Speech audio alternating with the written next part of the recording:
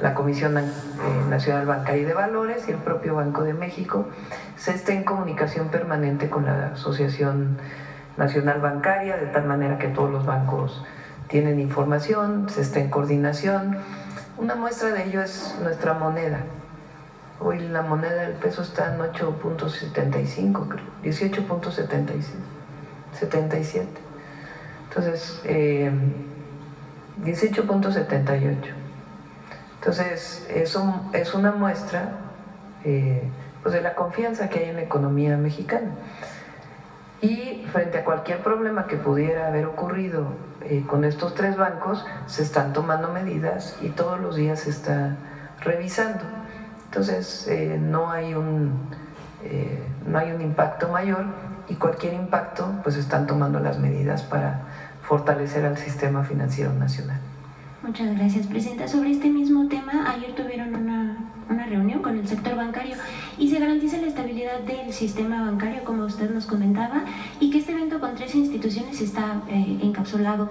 2 preguntas sobre esto, Presidenta. ¿Qué pueden esperar los usuarios y el sector bancario en materia de prevención contra el blanqueo de capitales con la iniciativa que se envió hace unos días al Congreso? ¿Cómo se prevendrían las prácticas vinculadas con el intento de usar el sistema de pagos para actividades irregulares, Presidenta? Se fortalecen las capacidades de la UIF para poder prevenir. La UIF tiene una función principal, que es la prevención cuando congela alguna cuenta que tenga que ver con lavado de dinero, sea por razones vinculadas con la delincuencia organizada o problemas relacionados con con corrupción o algunos otros temas. Entonces tiene sus funciones en cualquier sentido de lavado de dinero, y ahora se fortalecen estas acciones y estas actividades de la UIF, y se está trabajando con los bancos para ver qué más se tiene que hacer para fortalecer a nuestro sistema financiero nacional. Muchas gracias, Presidenta. Para finalizar con este tema del sistema de pagos y del sector bancario, ¿qué podría comentarnos sobre la situación del mercado fiduciario, en donde, a diferencia del sector crediticio, Cibanco tenía una mayor participación? ¿Podría comentarnos si otros bancos, además de Nafin, podrían apoyar al traslado y a la custodia, al traslado de la custodia de estos fideicomisos durante los próximos días? Se está trabajando en ello, y yo preferiría que lo informara el secretario de Hacienda, que tiene pues la visión completa, y creo que le corresponde el trabajo particularmente con aquellos que tenían como fiduciario alguno de los 2 bancos, trabajar directamente con ellos y ya hacer pues el anuncio integral. Pero se está trabajando en ello. Por último, Presidenta, muchas gracias. Sobre este contribuyente que ha venido postergando a través de juicios el pago de impuestos, dijo a sus inversionistas hace un par de años en sus comunicaciones al mercado de valores que había llegado a acuerdos con el SAT para lograr descuentos en algunos paquetes de créditos fiscales y de adeudos, pero siguió interponiendo recursos para desafiar sistemáticamente al SAT. ¿Habrá posibilidad de que ellos busquen otra vez negociar, Presidenta? A ver, cuando una persona, cualquiera que ésta sea, decide pagar frente a una revisión fiscal, algún crédito, en fin, la ley establece, porque no es un asunto subjetivo o particular del SAT, una serie de descuentos que se pueden aplicar a los intereses, por ejemplo. Entonces, si decidieran pagar, pues se aplicaría como cualquier deudor del fisco, pues los beneficios que esto tendría frente a la posibilidad de pago. De no serlo así, pues tiene que seguir con la resolución de los jueces o de los ministros. Pero no es algo particular para... ¿No podrían esperar mayores beneficios? No, pues es lo que dice la ley. Recuerden que por Constitución ya no se pueden condonar impuestos. Antes se condonaban impuestos a partir de la decisión presidencial. Otra de las... Fíjense, eso es una forma de autoritarismo. Que el presidente hubiera decidido a quién le condonaba impuestos y a quién no. Con mucho daño al erario público y al pueblo de México. Cuando llegó el presidente López Obrador puso en la Constitución que estaba prohibido la condonación. Y entonces ya es un esquema distinto, está establecido por ley. El que vaya a pagar, que tiene una deuda, pues a qué beneficios puede tener frente a ese pago de intereses, ¿no? Y está establecido por ley y lo establece el SAT como tal. Pero tienen que decidir pagar. Muchas gracias, presidenta. Sí. A ver, el compañero de aquí atrás que hace rato, desde ayer estaba ahí. Gracias, presidenta. Arnoldo Cuellar, del Laboratorio de Periodismo y Opinión Pública de Guanajuato. Ayer se mencionó el caso de la Casa Azul aquí del exgobernador Diego Sinue. Usted decía que debía aclarar él. Mi pregunta va en el sentido de si no son las instituciones las que deben intervenir. Es un tema muy delicado. Implicaría lavado de dinero, implica también jugar con los fondos públicos de la seguridad. Y sobre todo, presidenta, tenemos una gran claridad que en Guanajuato no se avanza en este tipo de investigaciones. El presidente López Obrador siempre decía que ahí gobernaba un grupo, que él era propiamente el gobernador, que había un grupo de ultraderecha. Y creemos que eso le puede impedir a la gobernadora Lidia Denise García avanzar en este tema. ¿Sería posible que desde el gobierno federal se interviniera? Por ejemplo, pero el gobierno federal no. ¿Quién hace investigaciones? Las fiscalías. Las fiscalías pues tienen autonomía. Entonces, si hay una denuncia en particular a la Fiscalía General de la República, pues la Fiscalía tendría que ver si tiene atribuciones para ello e intervenir. De parte del gobierno federal no. La unidad de inteligencia financiera, presidenta.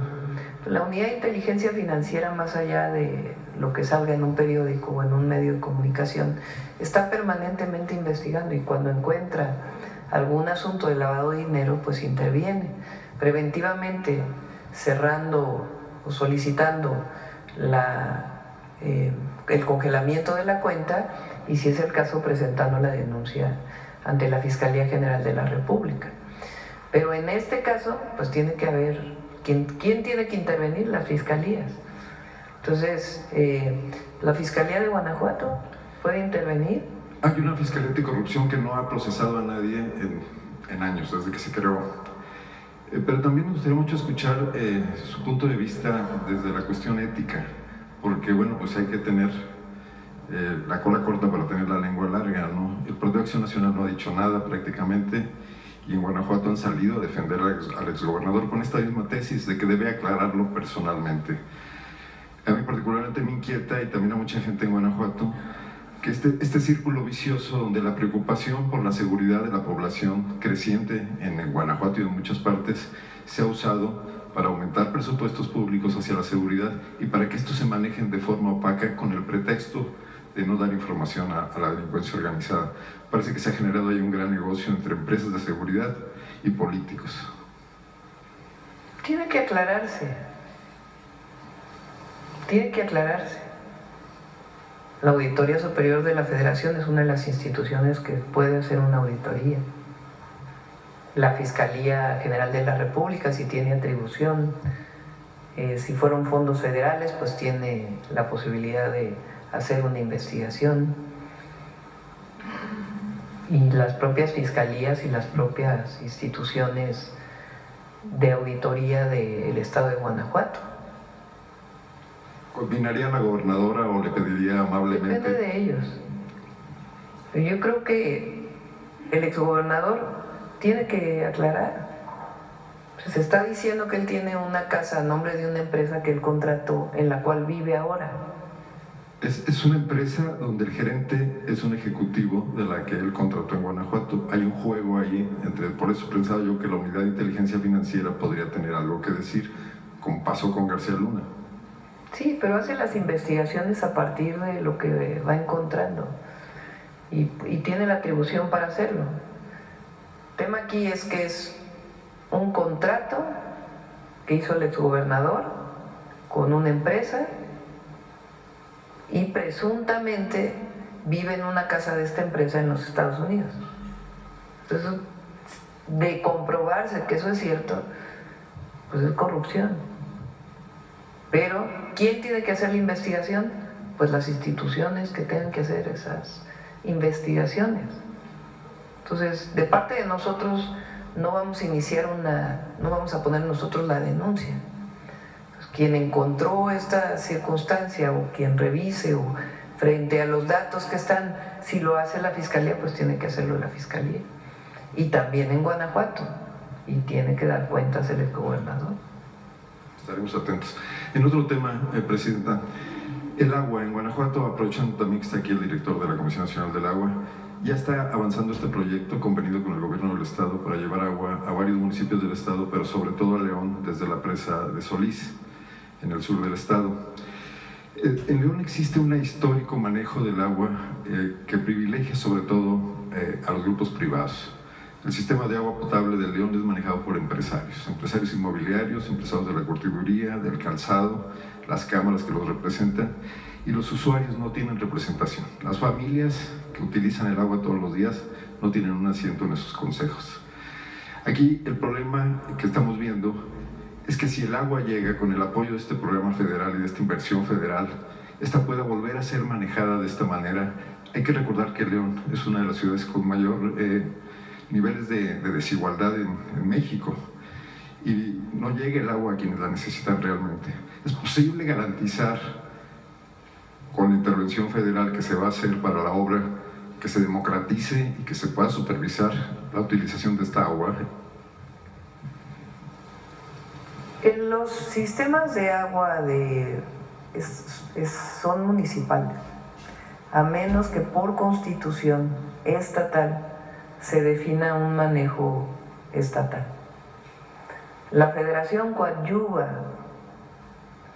y apoya obras de infraestructura, pero cada uno de los municipios que está aquí tiene su propia institución, su propia área que se dedica a la administración del agua, a la gestión del agua municipal. En algunos estados lo han concentrado en el estado, entre otras cosas porque a veces los municipios no tienen los suficientes recursos, pues ni siquiera para pagar la electricidad de una planta de tratamiento. Pero es algo que se tiene que definir internamente porque la Constitución es muy clara de que una de las atribuciones de los municipios libres y en su autonomía, pues es la administración del agua y el saneamiento.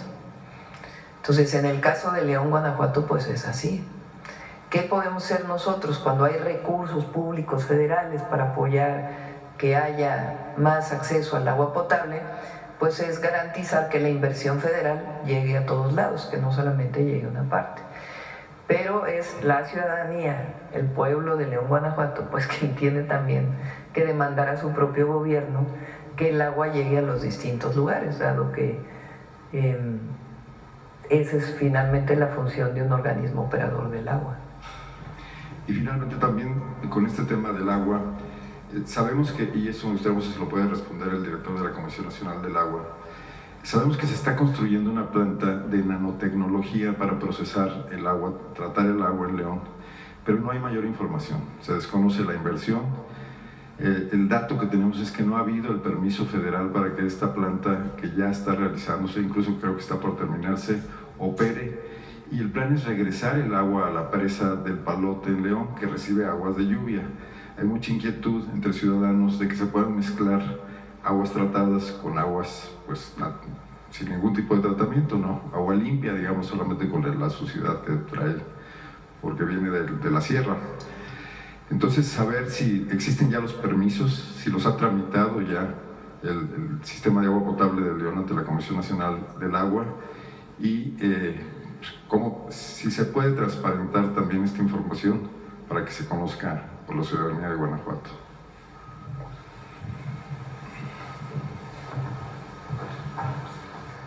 Bueno, solo señalar, como lo mencionó hace un momento la presidenta, que la operación en su mayoría corresponde a los municipios.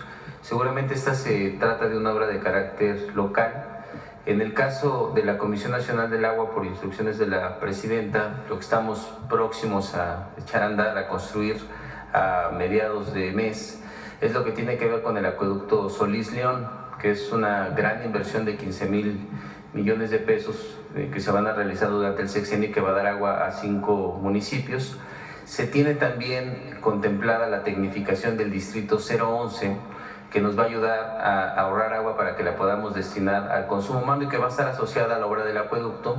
Y además se tienen inversiones conjuntas con los municipios y con el Estado a través del Fondo de Infraestructura Social, que va a ayudar a realizar un gran número de obras que tienen que ver con redes de distribución, con cárcamos de bombeo, plantas de tratamiento. En este caso en particular a la que se refiere, no se trata de una obra que estemos realizando en la Conagua, y al tratarse de un tema municipal tampoco requiere de un permiso de nuestra parte, pero con gusto buscamos la información y la socializamos. El permiso es para regresar el agua a la cuenca a través de verterla en la presa del Palote. Ahí sí requiere la autorización federal y al parecer está detenido por eso la culminación de este proyecto. Con gusto buscamos la información para ver si hay una solicitud y la compartimos.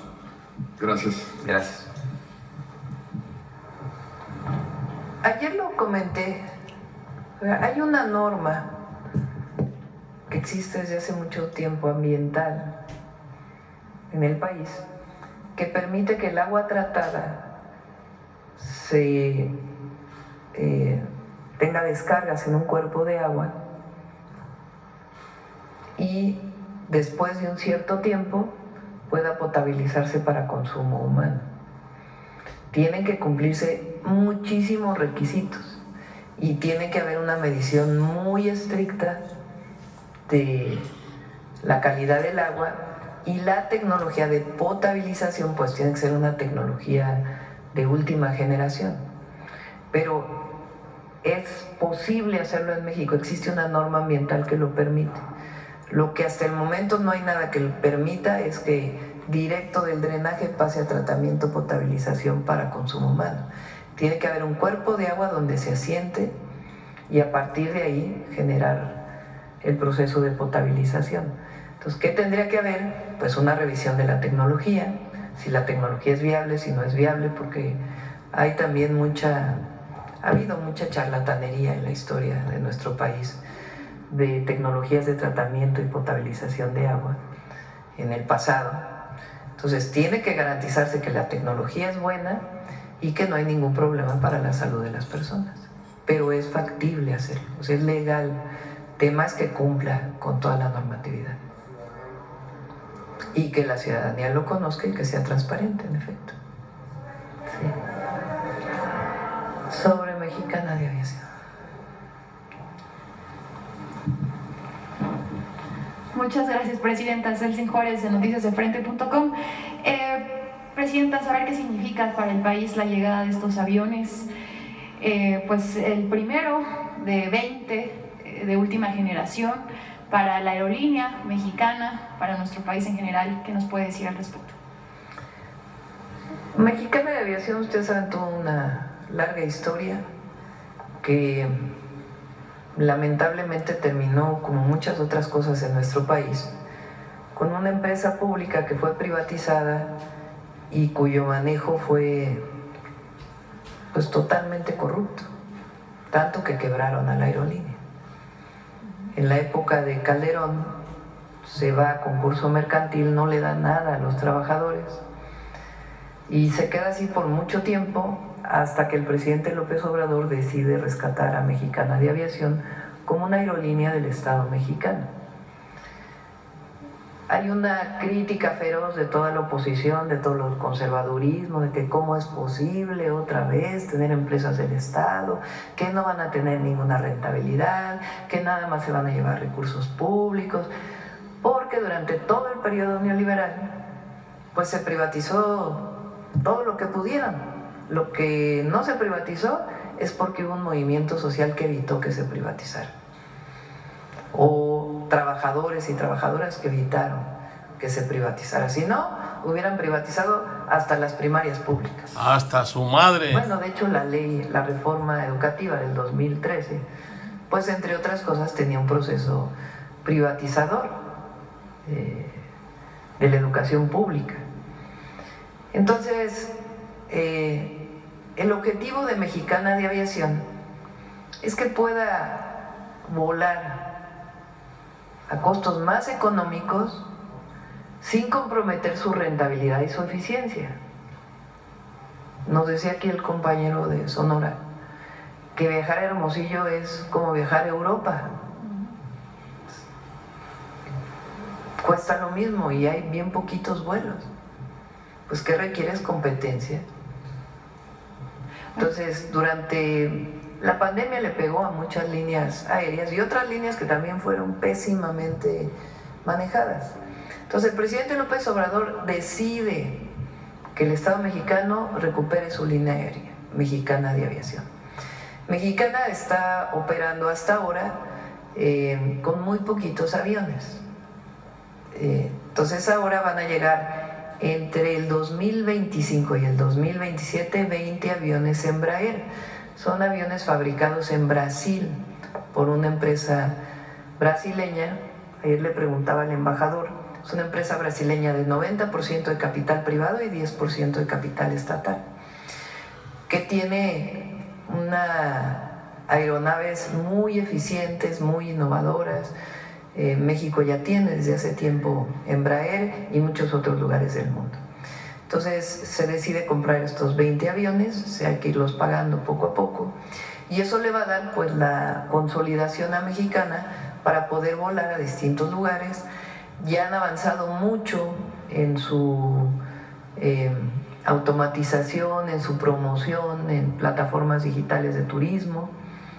Entonces es muy importante que exista esta línea aérea que lleve a las mexicanas y a mexicanos a lugares donde las líneas comerciales nunca van a llegar o donde van a tener precios altísimos, porque como no es tan rentable la línea, pues entonces no se va a poder.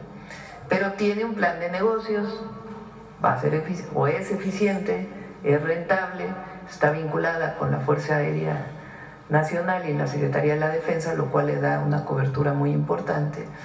Y estos 20 aviones pues son un símbolo también para nuestro país. Yo decía ayer en el discurso, es hasta una declaración de principios, porque sí creemos, no se trata de que el Estado tenga todo, nosotros no creemos eso. El privado es indispensable en nuestro país, la iniciativa privada es fundamental en nuestro país y la inversión privada es indispensable, nacional y extranjera. Pero esta idea de que el Estado no puede tener nada y cada vez tenga menos, nosotros no coincidimos con eso. El Estado tiene la posibilidad de tener empresas rentables, eficientes, que le den al pueblo de México una opción que de otra manera no tendría. Bueno, además aviones hechos en Latinoamérica. Aviones hechos en Latinoamérica. Sí, además, pues este vínculo que hay ahora con Brasil, ¿no? Presidenta, bueno, y hablando de Brasil, saber si ya está lista para la cumbre de los BRICS, si nos podría compartir su agenda, cuál va a ser la... ¿Va a ir el secretario de Relaciones Exteriores? ¿Usted ya no va? No, nunca he dicho que iba a ir. No, nunca confirmé. No va. No me puede estar viajando tanto. Hay mucho trabajo aquí en el país. Si vamos a algún lugar o a otro es porque consideramos importante. Pero en el caso de los BRICS va a la reunión el secretario de Relaciones Exteriores, vamos como observadores, nosotros no formamos parte de este conglomerado de países, entonces vamos como observadores, va a ir Juan Ramón de la Fuente, y con Brasil en particular tenemos, bueno, el objetivo es que en agosto se dé una reunión muy importante entre el secretario de Comercio de Brasil y su secretario de Relaciones Exteriores y el secretario de Comercio de México y de Relaciones, bueno, de Economía y de Relaciones Exteriores, y vengan empresas brasileñas con empresarios mexicanos para poder ver en qué se puede cooperar y colaborar para complementar nuestras economías, más que competir, para complementar. De igual manera lo estamos haciendo con India. En la reunión que tuvimos con el primer ministro de la India en el G7, ahí hablamos de varias áreas de oportunidad, desde materiales críticos hasta, en particular a nosotros nos interesa mucho el vínculo con la industria farmacéutica de la India, pero que se invierta aquí en México. Entonces también este mismo año vamos a tener una reunión muy importante sobre ello. Viene también la representante de la Comunidad Europea, de la Unión Europea, en septiembre probablemente venga, porque también en el próximo año pues firmamos la ratificación del acuerdo comercial que tenemos con ellos, y lo importante no solamente es el acuerdo comercial per se, sino en qué nos complementamos y cómo de una manera complementaria pues empujamos la economía mexicana, garantizando buenos empleos para nuestro país. Aún no sabe qué día de septiembre, no sé, tal vez... Todavía no tenemos las fechas, pero es Brasil, India y la Unión Europea. Con China tenemos relaciones en muchos temas, y obviamente con Estados Unidos pues tenemos el tratado comercial, que es muy importante. Gracias, Presidenta. Y ya por último, si me permite una pregunta a la gobernadora Delfina. Maestra, preguntarle pues sobre este plan, que además, bueno, sobre el municipio específicamente de Nezahualcóyotl, que a la par de sumarse a este plan que acaban de anunciar, pues también será sede del primer polo de desarrollo económico, como apenas lo anunciaron la semana pasada. Pues, ¿qué significa, gobernadora, para los habitantes del Estado de México? Se podría decir que se está hablando de una justicia social, porque bueno, pues ha sido una zona pues muy abandonada durante mucho tiempo, y también conocer si este plan después podría implementarse en los municipios del sur, de estos que colindan con Michoacán y con Guerrero. Gracias, Presidenta. Sí, efectivamente, pues para nosotros representa una justicia social, pero también permite el fortalecer el objetivo que tenemos como gobierno estatal de una transversalidad, en donde comentamos que no solamente este plan va a ofrecer servicios, sino también va a generar empleos, va a impactar en la economía. Vamos a trabajar, porque es lo que nos ha pedido nuestra presidenta, que todo vaya conectado. Y entonces estamos trabajando también lo que es la educación dual, que tenemos que preparar a nuestros jóvenes para que puedan responder a las necesidades de las empresas o de los que van a inyectar economía. Entonces estamos trabajando de manera mejor de servicios, el alumbrado, la cuestión del agua, que es lo que piden también nuestras empresas cuando vienen aquí a asignar algún recurso.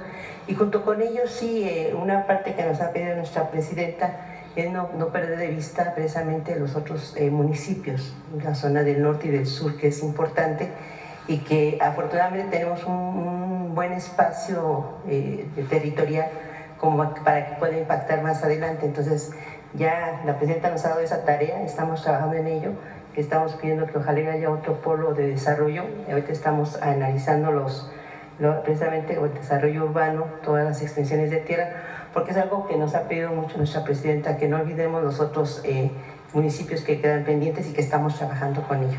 Gracias. Muchas gracias, Presidenta. Bueno, vamos con dos más.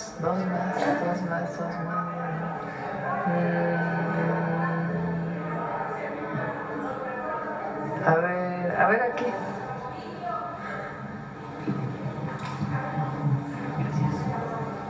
Gracias, Presidenta. Muy buenos días para todas, para todos. Juan Manuel del medio Infopolitano del Estado de México. Preguntarle, Presidenta, ¿cuál fue en su diagnóstico, qué diagnóstico tuvieron en esta zona oriente para estos 10 municipios para implementar este programa? Sobre todo por su experiencia en la Ciudad de México, tuvo mucho contacto con esta zona del Estado de México, y bueno, pues también pues su paso, ¿no?, en el municipio de Naucalpan. Usted más que nadie conoce las necesidades que se viven en esta zona del Estado de México. Ya lo decía mi compañero, pues históricamente ha estado abandonada, ¿no? Sí, los demás presidentes y presidentas municipales han de decir por qué no nos tocó a nosotros. Vamos a seguir, es decir, no es lo único que vamos a hacer en el Estado de México. Vamos a trabajar, por ejemplo, hay una Universidad Rosario Castellanos en Naucalpan que nos comprometimos desde hace tiempo, y se está trabajando ahora para todo el tema de la inundación que hubo en Naucalpan. Y sí, en efecto, crecí toda mi infancia la pasé en Naucalpan, Estado de México. Hacienda San Diego de los Padres era en Echegaray. Hay toda esa zona que creció pues de clase media durante una época. Creció la Ciudad de México hacia esa zona. Bueno, además de estos 10 municipios, pues vamos a trabajar en otros municipios. ¿Por qué estos 10 municipios? Son los municipios con mayores carencias en el oriente. Hay otros municipios en el oriente que son más rurales.